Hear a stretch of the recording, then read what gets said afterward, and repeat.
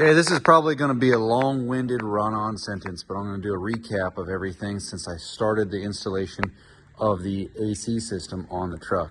Now, this is an aftermarket factory fitting AC system that goes into it. So we got lucky and made this happen. This is the AC condenser, and the intercooler, obviously I had to pull that out, and I didn't think it was going to fit back in there the way it was, but we got lucky. I just had to relief this just a little bit, my bracket for the condenser. And it was really close. So I went ahead and put a piece of insulation in there anyway, just so that it did not, rub against themselves. But it's got 4 brackets, it holds it in there pretty nice. It'd be a super simple, easy, clean cut install if it wasn't a Cummins, because, well, we have to have an intercooler, or you should anyway.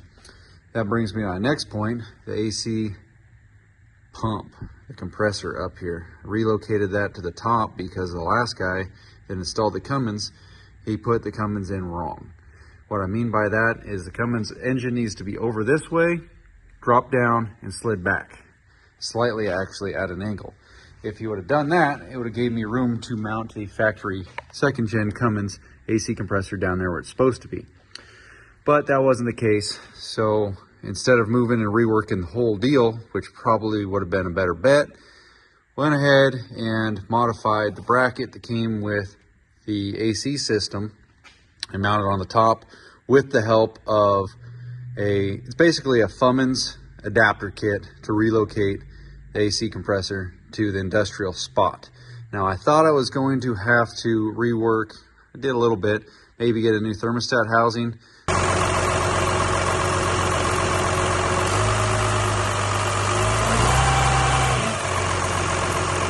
That would pop it out the top vertical. So this fits in here nice. Just got an Amazon boot trimmed off 4 inches of this one. It's got 7-inch throw this way. Works out just perfect. I planned on actually welding extensions to it, but figured, you know what? If we can make it work, let's make it work for another $20 boot. We'll call it good. Say all that and then go back to the AC condenser. This is the factory hole mount. They got a little template for cutting out the hole for the bulkhead connector, and that worked out, but it was going to be really close to the rad.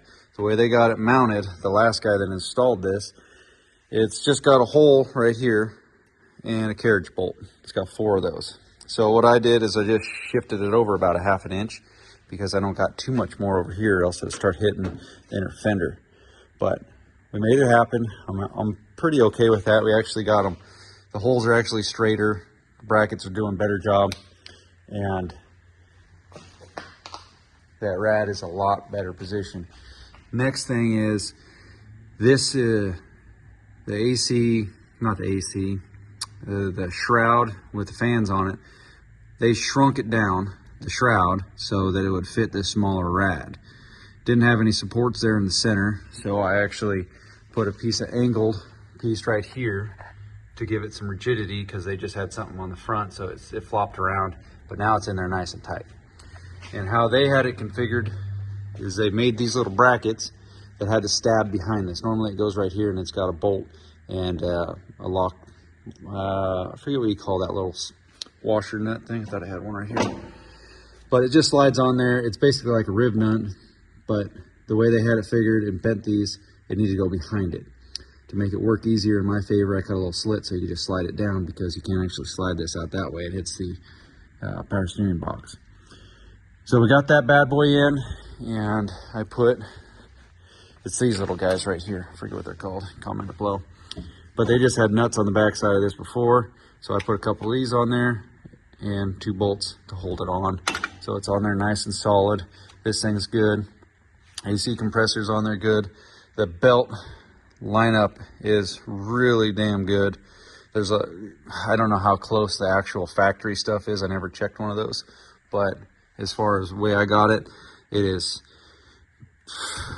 really close. Like, I'm going to say like half a rib on an 8-rib belt. It's really damn close. I had to reroute some of the hoses, so this one goes directly down to the condenser. That's not a big deal, but I could not fit the service port elbows on the top because I'd hit the hood. And this one I actually had to give it a little bit of relief because, again, this engine is too high. There is actual spots on the engine mounts, those factory upfit ones, that I could drop the Cummins down, but I don't know how long that would take, and we didn't need to do it, so I didn't do it. But I couldn't put the service ports up here, so I just put the service port back there on that one for the low side, which is fine. It's still on the low side of the segment, and the high side one is right here. Did buy these aftermarket midline crimp-in deals, and those, I used that on the last Cummins build. So this one's in there pretty tight. I'm gonna get something to restrain it to the alternator bracket. And then when it comes over here, I'm still at the point where I need to put the intercooler lines on. I think they're gonna be about the same as they were. I don't have to modify that. I did take the snap ring out of this so I can reclock that if need be, because this little dog over here. Hey, get out of there. So the new heater hose lines, this is on and off for the heater controls via the new AC system. I brought it way over here. They wanted it right up on the firewall for this little control valve, but I moved it over here. I'm going to put a heat shield here, but I did order a blanket to go on the actual snail. And this was a dilemma right here. They wanted the dryer via the kit to go right here. It would not work, obviously. I would have to do a bunch of modifications, and I did not want to do that. So what I did is order a couple more of these 90s, crimp on for that hose, and it just goes up to here. And just relocate that bad way. It's not going to make any difference at all. The actual second gen, the dryer would be right over here. And I used the hard line, so I didn't have to waste any more crimps. Hard line going right there to the evaporator. So we're all good there. I need to order some more wire loom, and then we're going to tighten up all this stuff and get it up out of the way. Look at this guy. Hey, quit that. Extended that wire, relocated the fan relay. It used to be right here. It was just self-tapped, and all the grounds and everything were just self-tapped behind it. It was terrible. So there's a rib nut for the ground like it should be, and wires just go underneath the battery tray. There was getting to be too much stuff going on the positive post on the battery, so I did a little relocate stud over here, which is where the factory, starter solenoid would actually be. So relocated that to over here, and I have a starter relay now versus not having one before, so all the load does not have to go through the ignition like I was doing before. The load isn't really too big a deal, but the ignition on the older Ford just wasn't really enjoying that. So now the relay here will power the starter and trigger the magnet for the shutoff solenoid for the pump over there. Now, it's just slight current of the ignition being on will hold the magnet, but it needs a big magnet or a big charge in order to throw the magnet into the lock position. So going through the relay, this is what it should have anyway. So I'm happy to have that. Normally it's a 2 relay deal on like the second gens. So there's one right here, and there's another one over there for holding the load. But I'm pretty happy how that turned out. And what else do we have to address here that I did? So I did the valve cover gaskets, no big deal there. I did make a little bracket to hold the dipstick for the trans.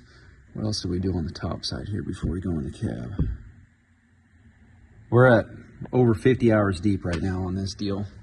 And I hit my cut right there. I bumped that. I don't know if I want to actually put the second battery back in it. But anyway, so get the charge pipes in. It's just trying to recover what we've all done so far. Oh, I do have a one wire alternator on here rather than trying to run some aftermarket deal. And I mean, aftermarket PCM voltage regulator kind of a deal. So this one's all internal, just one wire straight to the battery, internally regulates, which is perfect. This one actually also has a tact signal. So that's why I ran right here. And I tried the simple stuff. I normally have a little label maker that I'll mark these, but I ran out of paper on that thing. So I'm just using the masking tape and a Sharpie. So fan relay, I need to put starter relay over there. And this one's labeled for the tact RPM signal wire. The to the pump for the AC compressor right there. There's that green wire. Yeah, I'll get loom all over that. And The interior, we got a lot of sound deadening material put in, which is really nice. This thing you saw just clips in there. I mean, I didn't even have to pull the dash out, which is really freaking nice. I don't know what in the world you're supposed to do with in here, because there's just simply not enough room once you run all that ducting. Because the factory one, the ducting for this one's for the defrost. It's a dual barrel to a single big throw, and it goes into the factory ducting. The factory one will just hook straight up to it, like the plastic and everything. But then we'll have a little vent here. The far vent goes way over there, and then this one actually should have two of them. Where'd the second one go? Anyway, I don't know how that happened. Let's see here. Oh, it's way over there. Okay, good deal. I was like, yeah, somebody's taking my stuff. Anyway, so there's the AC line, or the AC ducting done. And then for the, I don't think this has a foot one. Let's see. Yeah, it just has dash or defrost. So that ain't no big deal. Most of the time you want it blown on your face anyway. What I did here, I need to tape this up, but this is for the factory backlighting right here. So this will have a dim ability. So I put little crimps on there. Need to tape those up. I don't know why I didn't get to that second one. Hook up a ground, and this is what I did today. Was I built this little bracket for the four-wheel drive shifter. So riv nut, custom bracket, riv nutted down to the bottom. Riv nut is that little insert. Same thing with this. It's got a nut insert in the firewall holding the Allison computer. But we are getting to a point where I'm pretty stoked on it. That is so nice that that actually has something to, because that thing was just flopping around and it was squishing. This is the main wiring harness for that Allison. This is very expensive. And it was literally wedging it against that sharp sheet metal right there. So that's where we're sitting with that. I did have some leftover, because this is good stuff for the floor, but I mean, it gets carpet covered all over it anyway. And then there's a seat that covers that. I had some of this extra. It's not as good as sticky quality, but it's more just, I wasn't going to use it for nothing, so I figured I'd just throw it on the back of this truck, stick it to the back of the wall. And shoot, right now I still need to wrap up the interior, get this AC and the dash and everything put back together, vacuum out the AC system, and throw a charge at it. But I'm trying to think what else. Oh, that's what I got to dive into here. I need to clean up the frame, give it a rattle can, just so it looks a little bit nicer. And I need to mount the transmission line, or cooler. Now this thing, they had it, it was pretty goofy. It was a sheet metal screwed basically in between the intercooler and the rad. And then they were actually also going through the heat exchanger. It's not really a cooler, I don't know. I guess you could consider it a cooler. In this gasser radiator. So I deleted that idea because we don't need that crap. That was just more lines getting in the way. We just want cooler. That's all we want. So that thing will do the cooling job down there, and we can call it a day. Or vice versa. We could have just ran it through up there, but I'd rather use the Mishimoto. Yeah, so got wire loom on the way. I need to restrain all this stuff, obviously, before I fire up the engine. But I'm pretty happy with how it's all laying out. It's extremely tight to put one of these engines in when you do it right. But when you do it just a couple shades off from right, and then you throw crap like, well, that all boils back to putting the Cummins in the wrong spot. But, you know, it just further adds to this stuff. In hindsight, probably should have just dropped the engine to where it needed to be. It needs to go down, back, but then get this. You know, a lot of people will consider that idea. Front drive shaft, we could probably stretch that out so that it would accommodate the extra Cummins being back. But then I would have to relocate, possibly just add new holes into the frame to slide the transmission mounts back. But then that is nearly a $2,000 drive shaft. It has the slip shaft in it, and I don't think that's got enough to accommodate dropping that thing back and sliding it. I mean, I'd have to rework all those, which is that's a handful. I do need to fix the bracket I put on back here. I think the welder got that piece just a little too hot. Popped her. But yeah, so I just wanted to give a recap on what the heck's going on. I was in here just slamming away some of this sound deadening, and I thought, you know what, I better film a little bit. I've got a lot of stuff going on, and filming hadn't really been part of it. So, yeah, pretty happy with it. It'd be nice because the grill can go back on right. Oh, this is another thing, since there's so little room behind here, there's actually a bolt head sticking out the back of my bracket here for the intercooler that tied the core support back together for the hood latch. I couldn't get it back there, so I had to weld in a piece of angle iron on here and put a bolt with a rib nut so that I had some support, because this thing just flopped back and forth. But oh, I need to bleed the brakes too. But we're getting, I think, pretty close. Is restrained a lot of like simple stuff. Like there was no bolt holding that brake line on, as in like the bracket, so it was wiggling around. Brake line's wiggling around on stuff usually wears a brake line out and will make it fail. And same thing with this side. It actually had a bolt right there for a frame ground, so I just used the bolt that was right there already. There's the drain for the AC evaporator, and yeah, I just got to clean up the frame a little bit. I don't even know if I need to tear it down too much or just give her a sauce. Yeah, we'll figure it out. But there's your update. Long-winded, but we're making strides. I don't know. What do you think? Should I eat? The other battery was honestly, I think, because he put this battery in it when he brought it here so he could fire it up. The other one smelled like rotten eggs. I think the alternator that's on here, the PCM thing on it, overcharged it or cooked it or something. And I don't even know if that alternator is good. But the other battery wasn't doing crap. It was just on this one. So I'm thinking about taking out because I put a rib nut in here for these, and I don't even know if it needs a second battery, because I don't have a second battery in the crew cab anyway. But yeah, you can see right here how much that's supposed to be back in order to fit this, because you could fit a full-on second gen rad and the factory fan, if you put this in right. I mean, yeah, let's walk outside and I'll show you the other Cummins that I did. Waiting on Alcoas for this truck. Maybe you guys will see this. I filmed it all, but this was a couple 100-hour kind of a deal, and it escalated. So see how much lower it is, and then it's tucked back in there. There's about an inch between the firewall and where that thing's sitting. So this is a common rail one, but it's still same fitment deal. And then I made custom engine mount.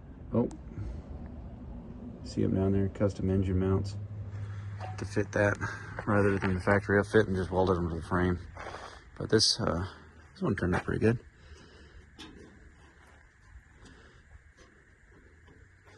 Yeah, I think it's the same intercooler. And then I got the AC condenser tucked in right here. The factory, a second gen rad is in here, and the fan. I got, oh, I don't remember how much the gap was. You can see it in there. Let's see if we can get the zoom. Oh, you can't quite tell. It's too much of an illusion. But it's like less than half inch or something like that. You can't tell crap in there. It's tight, but I didn't have any more room to give. I was gonna hit the firewall with a couple things on the back, and yeah, pain in the butt. But anyway, that one turned out pretty good. See, there's some more of those midline crimps right there, and that was the best location I had for that one. The other one had to come down here, and then factory 24 valve or common rail, I adapted that so that the AC pump compressor worked. But anyway, this one's fit both batteries, throttle position sensor, and all that crap.